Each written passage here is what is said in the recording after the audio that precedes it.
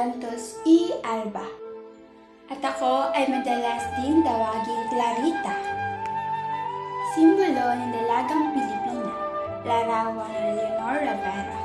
Ako ang nag-iisang anak ni Dona Pia Alba at Kapitan Tiago.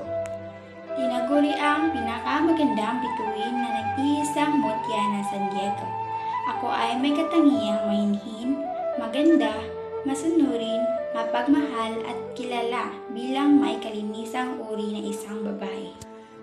Ako ang babae isinisinta ng Maginoong si Crisostomo Ibarra, na siya rin aking kababata, siya rin ang aking tinatangi at kami ang tunay na nag-iibigan.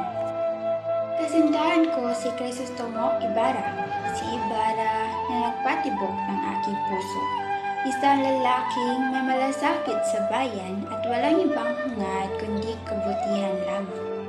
Oh, Crisostomo, mahal ko, naalala mo pa ba ang sumpang binitawan mo sa akin?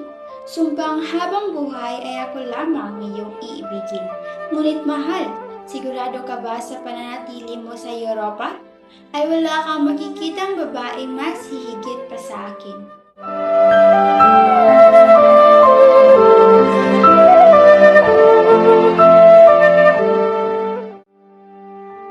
Ganoon din ako.